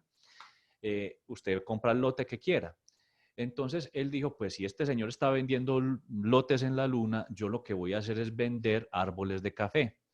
Y entonces el asunto es que finalmente esos árboles de café que él estaba vendiendo es por toda la vida del árbol, no importa que sea brocado. Entonces él llegaba y le decía al señor, mire, este árbol va, recordemos que en este caso son 10.000 árboles que se tenían sembrados en la propiedad, cada árbol lo estaba vendiendo a 30 euros. Entonces, él, ¿qué es lo que le decía? Les hablaba sobre sostenibilidad, les hablaba sobre medio ambiente, les hablaba sobre todos los temas que tenían que ver específicamente con lo que estaba hablando Adriana. Y él lo que hacía era que posteriormente de ese árbol, él tomaba, por ejemplo, fotos vía WhatsApp y le mandaba al señor en Noruega, por ejemplo, cómo iba su árbol, cómo se estaba abonando, porque es el árbol de café de él. Es decir, él no vendía la tierra, pero vendía el árbol. Entonces, ¿cuál es la situación en Noruega? Si ustedes conocen o han ido por allá, saben que el país es extremadamente frío. Entonces, el asunto es que, pues allá no es que uno vaya a salir por la calle a vitrinear. Entonces, o uno o se dedica a trabajar, o se dedica a ir a un bar, o a un restaurante, o visitas en casa, o a la universidad. Entonces, el asunto es que la gente allá muchas veces compran cosas o elementos para tener motivos de conversación. Entonces, contaba en este caso Carlos Mario que la gente en Noruega, por ejemplo, tenía una característica y es que llegaban y sacaban sus teléfonos celulares, les mostraban su WhatsApp a los amigos que ellos tenían y les decían, ve, mira cómo va mi árbol en Colombia. Y el asunto es que Carlos Mario le procesaba el café, lo tostaba, lo molía y se lo enviaba contra entrega, el café del árbol de café del señor, lo enviaba contra entrega a Noruega, a Suecia, a Finlandia. Es decir, es un costo muy alto, pero lo termina pagando el señor de allá. ¿Y cuál es la situación? Que a pesar de ser un café brocado y a lo mejor no ser la mejor calidad, etcétera, etcétera, la gente lo recibía con mucho aprecio porque era el café de su árbol de café en Colombia. Estamos hablando que cuando estaban las personas allí, entonces le decía, ¿para qué te vas a llevar una artesanía que se quiebra? No, llévale un título o valor, en este caso un árbol de café, y cada X tiempo vas a recibir café allá en Noruega, en Suecia, en Finlandia, de tu árbol de café en Colombia. Entonces la gente se ponía a pensar y lo veía hasta como negocio. Entonces le compraban 3, 4, 5, 6 árboles, 10, 20 árboles, porque la gente pues tenía que llevar recuerdos de Colombia y mejor se llevaban un papelito con la posibilidad de que le enviaban fotos del árbol de café y que posteriormente le enviaban la producción del café. 30 árboles por 10, perdón, 30 euros por 10.000 son 300.000 euros. Mal contados a precio de hoy son alrededor de 1.200 millones de pesos. Bueno, él recogió 1.150 millones de pesos en un año. No sé si de pronto tenga forma de proyectar un video. Claro que sí, Doc. Voy a buscar Colombian Coffee.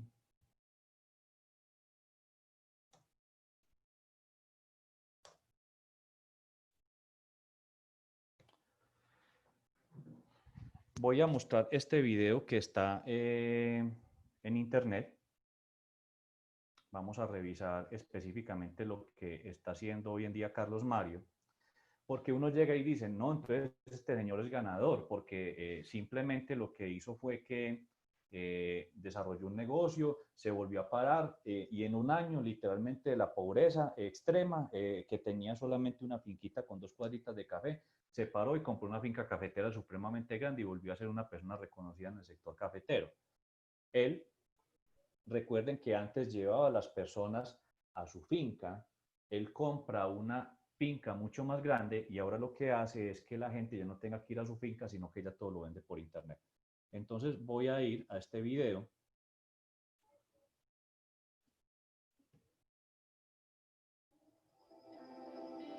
El café es una pasión. Una pregunta, ¿están escuchando? Perfectamente, doctor. Perfecto. Una pasión para usted quien lo consume, pero también es una pasión para quien lo produce. Colombia es el primer productor de café suave del mundo. Y para un colombiano, para un caficultor en Colombia, producir café no solamente es cultura, es tradición, sino que es pasión. Esa es la pasión que hoy queremos que usted, desde Colombian Coffee Tree, viva.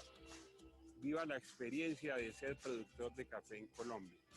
Usted puede entrar y escoger no solamente el lote de café, sino la variedad que quiere y el árbol que quiere. Un árbol como estos es el que tú puedes adquirir en Colombian Coffee Tree. Durante todo el año lo cuidaremos. Leslie y otros colaboradores se encargarán de proveerle los mejores cuidados para que al final del año tenga usted la mejor taza de café, producto de su árbol de café en Colombian Coffee Tree. Y además, de paso, usted ayuda enormemente al desarrollo de la zona, a proveerle mejor atención a través de ese beneficio que vamos a obtener para los niños y la comunidad. La sostenibilidad es un compromiso de esta empresa.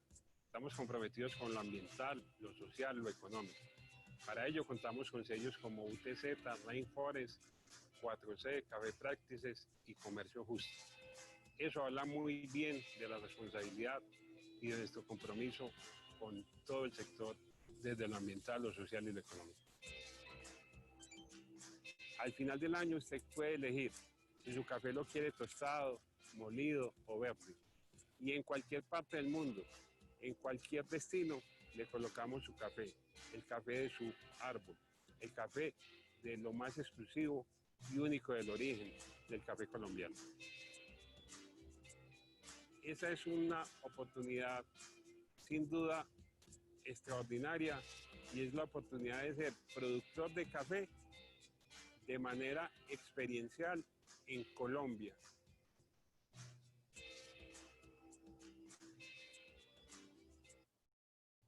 Bueno, volviendo al tema de café, ¿qué es lo que pasa y cuál es la innovación de Carlos Mario?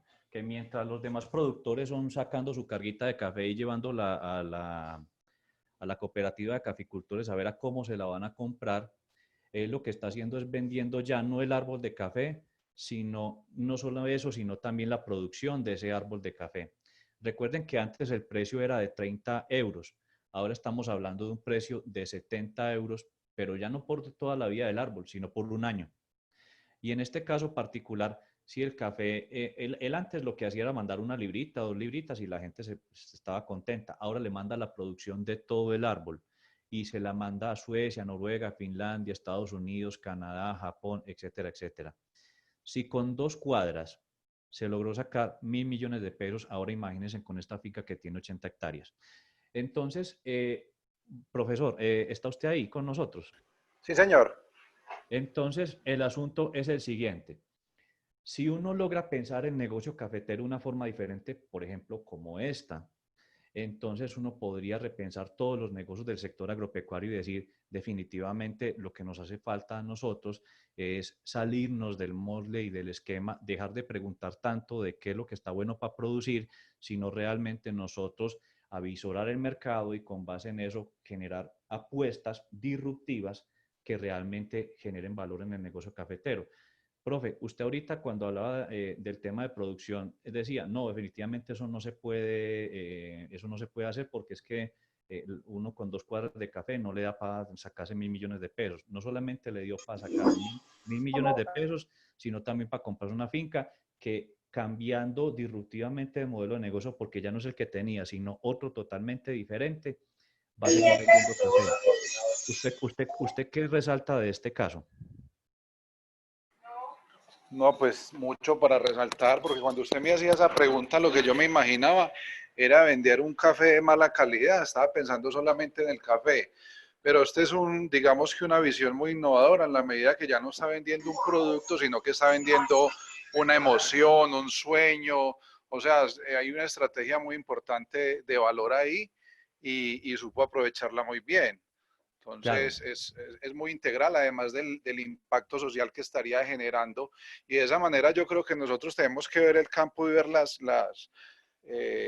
posibilidades, porque como usted lo ha dicho, siempre estamos buscando es qué es lo que está dando más en este momento, pero me deja una enseñanza muy grata y es que se sigue con el café. Yo, por ejemplo, soy productor de cacao y he estado en este momento tratando de hacer algo similar, pero me deja muchas ideas y unas ideas maravillosas que yo creo que me van a cortar mucho el camino porque también he estado pensando en el turismo y de hecho lo estoy haciendo y esa es la opción. O sea, lo que tenemos con el ejemplo de las ruedas me encantó esa diapositiva en dónde estamos, Profe, porque podemos estar haciendo el mismo negocio de siempre, pero cómo lo estoy proyectando? profe, y mire una cosa muy importante. Cuando se nos plantea una forma de vender café, si uno se para en los zapatos de un productor, dice, no, eso es imposible. Y no es posible y se va a quedar usted con sus 2 cuadritas de café produciendo. Pero si usted se para en los zapatos de Carlos Mario, usted llega y dice, pues madre, es que simplemente si nosotros innovamos en la forma de comercialización, vendiendo el mismo producto, porque estaba vendiendo el mismo café, pero una forma diferente, eh, uno se puede hacer muy rico. Y Sí, creo que señor. esa es la gran lección de Carlos Mario. Y de cierta forma uno pudiera hablar de características como tal, pero ¿qué es lo que yo he encontrado de todos estos emprendedores? Quise traer el caso de Carlos Mario. Él no es joven, él es muy joven de espíritu, no es de los jóvenes de ahora, pero ¿qué es lo que he encontrado yo, digamos, en esta investigación? Son jóvenes de 18 a 35 años, tienen un nivel técnico, tecnológico, profesional como ustedes, ven la importancia de la asociatividad en el sector agropecuario, pero saben que difícilmente se requiere, son prácticos, eso es muy importante hoy en día, ser práctico, tienen un pensamiento global que es muy importante, ya la gente piensa en utilizar redes sociales y las tecnologías de la información y la comunicación, creen que la ruralidad tiene una opción para generar riqueza y cada uno de esos casos que yo les he comentado, todos han sido altamente rentables, inclusive hasta teniendo muy poco espacio de terreno, presentan un alto compromiso con sus comunidades, buscan generar inclusión social, buscan generar productos y servicios innovadores y piensan en el valor agregado. Y recuerden que el valor agregado no necesariamente significa transformación. El valor agregado puede ser también la forma en la cual usted comercializa. Y entienden el poder de la información y trabajan en redes. Yo a esta generación simplemente la llamo la generación del 3 en 1. Esa generación del 3 en 1 es como el aceitico. Esta generación, ustedes, sobre todo los que nos están escuchando en este momento, son las personas que pueden destrabar y desencajar esa rueda oxidada de lo que es el tema del agro colombiano y poder hacerla rodar muy rápidamente porque tenemos con qué, tenemos los recursos, tenemos la vocación agroproductiva, tenemos los suelos, tenemos el aire, tenemos el agua. Lo que nos falta es realmente el ingenio para poder conectar eficientemente con los mercados. Productos hay, lo que pasa es que nosotros tenemos que buscar las formas alternativas de cómo los vamos a comercializar y no solamente la carreta de la innovación. Ah, sí, la innovación no, ya les he mostrado algunos casos para que ustedes vean que esto es posible, que es factible, que hay gente que lo está haciendo y que seguramente ustedes tienen ideas muy buenas, que simplemente lo que requieren es un poquito de persistencia suya y de coraje para poderla llevar a la práctica y que realmente no sea el típico café de siempre, sino que sea un café diferenciado, un cacao diferenciado, un ganado diferenciado y con una vocación de mundo. Muchísimas gracias. A usted, doctor, muchísimas gracias por su excelente conferencia. ¿Me están escuchando, doctor? Perfecto. Perfecto. Adriana, Jaime, todos quienes están con nosotros y quienes nos acompañan, pues los dejo para que podamos interactuar un poco con el doctor Francisco, 15 minutos. No encuentro muchas preguntas en el chat. Eh, entonces podemos interactuar, Adriana, y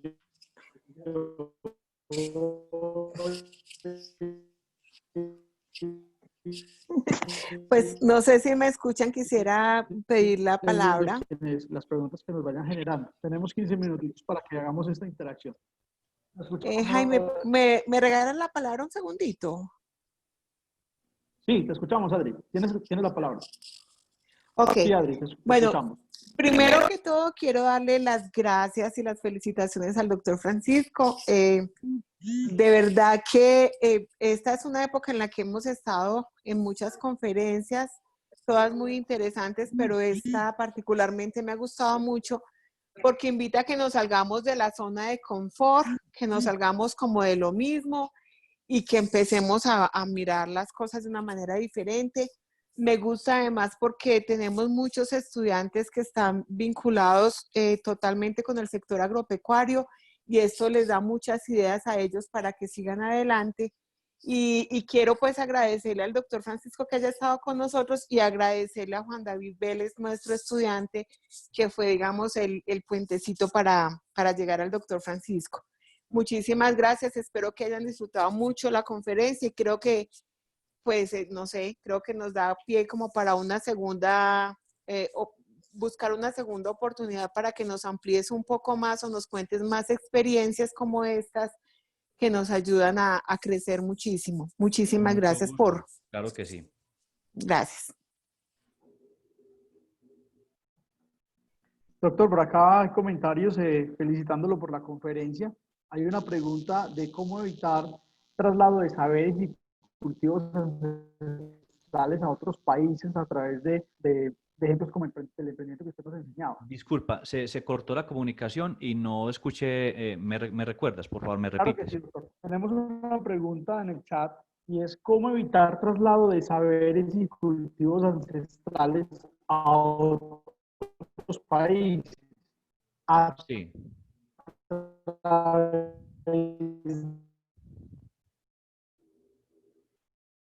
De esta serie de emprendimientos que usted nos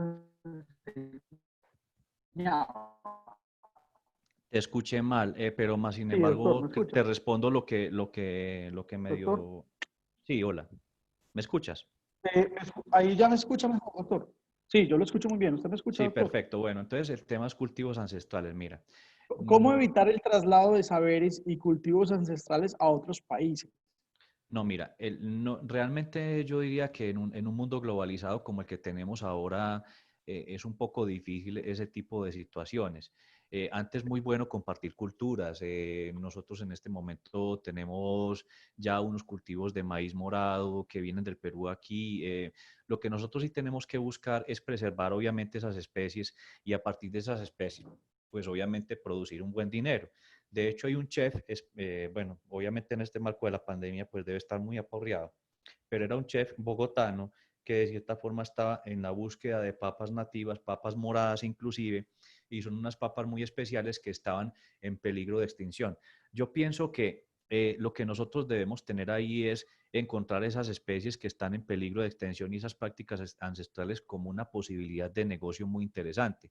Ahorita lo hablaba el profesor que tenía cacao, es un tema experiencial, es un tema de emoción, es un tema que nosotros perfectamente podemos aprovechar, no solamente para salvar las especies, sino también para convertirlas en un buen negocio, que las comunidades indígenas, que las comunidades agrícolas, a partir de la preservación de esas especies puedan de cierta forma volver a potenciar su producción y de cierta forma poder a rescatar estas especies que inclusive se han amenazado. Te coloco un ejemplo.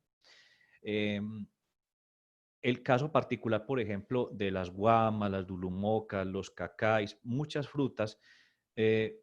Jaime, tú, por ejemplo, has probado las guamas, ¿cierto que sí? Claro que sí. ¿Hace cuánto no te comes una? Uy, desde la infancia. Desde la Bastante. infancia, muy bien. Y la situación es la siguiente. ¿Y por qué no las has comido ahorita recientemente? No sé, el acceso, no lo veo Porque fácil. no hay, no hay. Ajá. Entonces la situación es que tú cuando vas a un supermercado ves piña, manzana, papaya, durazno, tal vez pera, pero las frutas colombianas nosotros no las vemos ahí. Dónde está, por ejemplo, el cacay? ¿Dónde está, por ejemplo, el bacao? ¿Dónde está, por ejemplo, el caimito, el mamey? ¿Dónde está, por ejemplo, la uva caimarona? Entonces, uno se pone a hacer un inventario de las frutas exóticas de Colombia y realmente uno dice, venga, la pomarrosa, ¿cuándo ha visto usted una pomarrosa en un supermercado? O un níspero, nunca.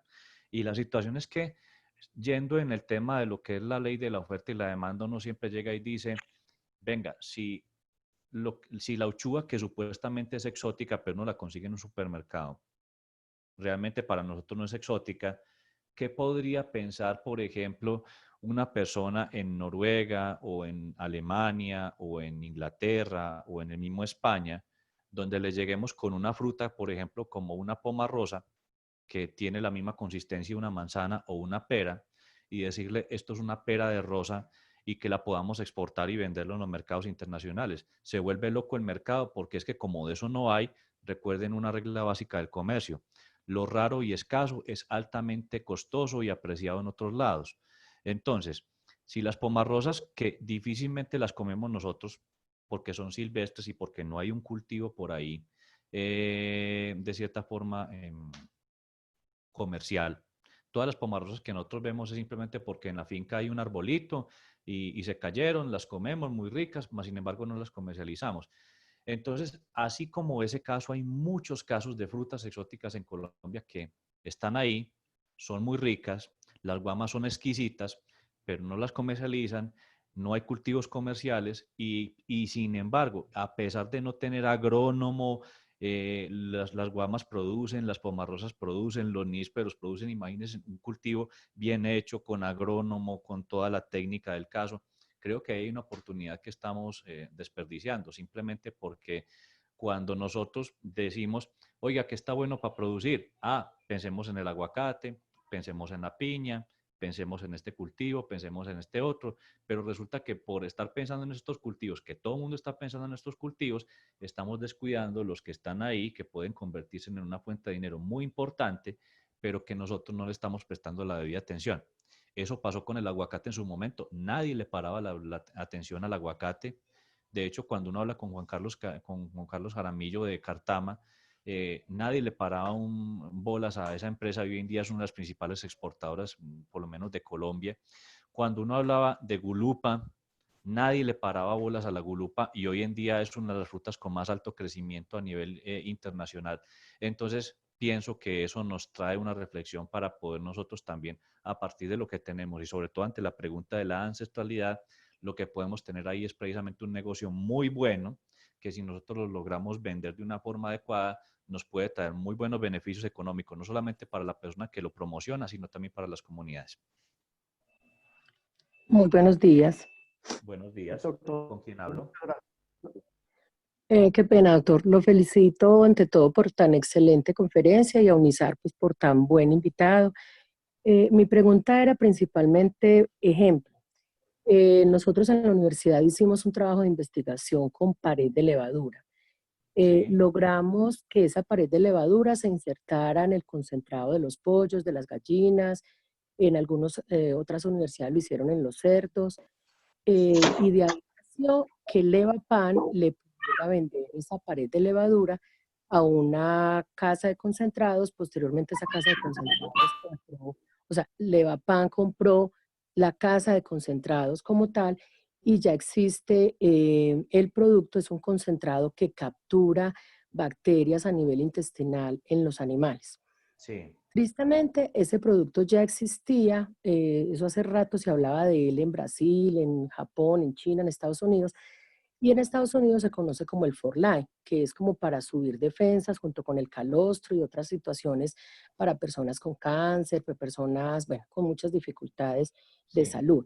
Entonces, no creímos en nosotros, o sea, no creímos en que era posible que una empresa en Tuluá pudiera hacer ese proyecto, pero cuando viene un producto de otro país, sí pagamos más de $60 por eso. sí, Entonces, solamente por ponerle un ejemplo, ¿por qué dejamos prohibir exportar la marihuana cuando nuestras abuelas no les faltaba el alcohol con marihuana para los problemas artríticos?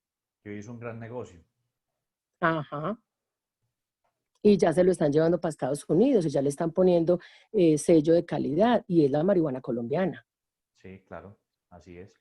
Entonces, ¿cómo impedir eso? O sea, que el gobierno no nos manipule, digámoslo así, diciendo es que eso es malo, es que tenemos que dejar de fumar y no es fumarla. O sea, usted lo comentaba ahorita en las otras, de lo de los brotes, ellos no pueden pasar por combustión porque ahí es en donde tiene como sus efectos, Sí, pero sí se puede de otras maneras consumirlo. claro.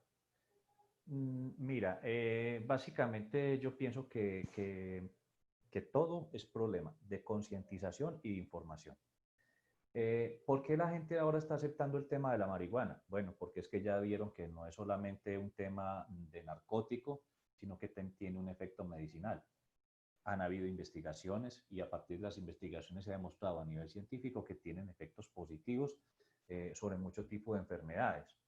Entonces, como lo que yo estoy haciendo en este momento y como lo que tú estás haciendo también, profesora, desde tu aula de clase, es el hecho de simplemente llegar y decir, oiga, vea, pilas que en la biodiversidad colombiana hay una cantidad de productos, hay una cantidad de frutas que ni siquiera la gente misma en Colombia las ha probado. Existen productos, por ejemplo, como el cannabis, que tiene unos efectos positivos y que se puede desarrollar una industria como en este momento se está haciendo. Entonces, finalmente, yo pienso que cuando hay información, y no solamente información entre el sector, sino a nivel multisectorial, es decir, a nivel político, a nivel social y a nivel inclusive desde la misma academia, creo que todos podemos hacer muy buenas sinergias para que haya una transformación productiva. A partir, por ejemplo, de la gulupa, yo tengo un caso particular, y es que cuando nadie da un peso por eso, la academia, los mismos políticos, cuando aquí en Antioquia dijeron, venga, hay una frutica que hay que apoyar, sí, como la piña y como todas, no, las hay que apoyarla muy bien, se le mostraron los estudios, se les mostró la información, se les vendió de la forma adecuada y finalmente lo que hicieron fue apoyar la cadena productora de Gulupa de una forma muy importante y pienso que todos de cierta forma nos toca entrar en ese nivel político, es decir, integrar la parte empresarial, integrar la parte académica que es fundamental, es el eje que articula todo con la parte social para poder de cierta forma desarrollar todos estos procesos. Creo que ahí es donde nosotros tenemos que actuar, profesor. Perfecto, pues doctor, muchísimas gracias. Los mejores comentarios en nuestro chat sobre su conferencia y sobre las posibilidades que esto genera para, sobre todo, los técnicos de secretarías y de UMATAS que están con nosotros de empezarle a dar una visión diferente a nuestro sector productivo. Desde Proyección Social queremos agradecerle por aceptar esta invitación, darle un reconocimiento muy especial a nuestro estudiante Juan David Vélez, quien nos hizo el puente con usted. Entonces, es para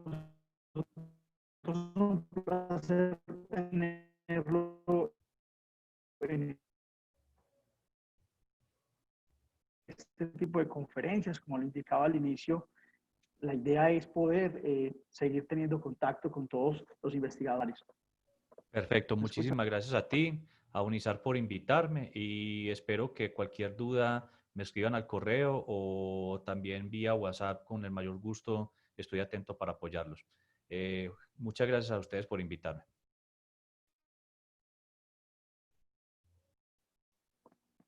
Claro que sí, doctor. A usted muchas gracias por estar con nosotros. Bueno,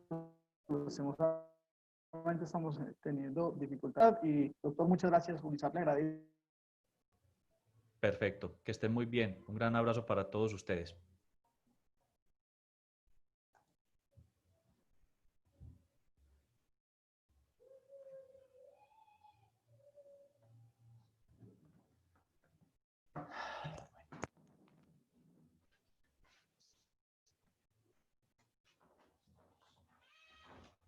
Bueno, ya terminé.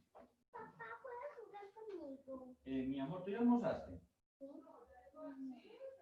Sí, qué hermoso. Papá, quiero jugar conmigo. Papá, mientras que mamá prepara. Ah, bueno, muñeca. Mamá, yo quiero ahorita. Papá, Bueno, ahora organizar chicharrones, mija, cuénteme. Dime. cuando termines el almuerzo puedes jugar conmigo. Pero tienes que almorzar con papá. ¿Tienes que almorzar conmigo?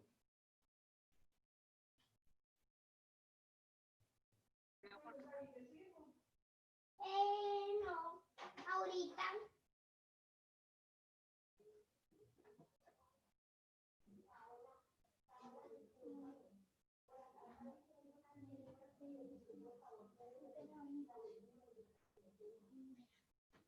No.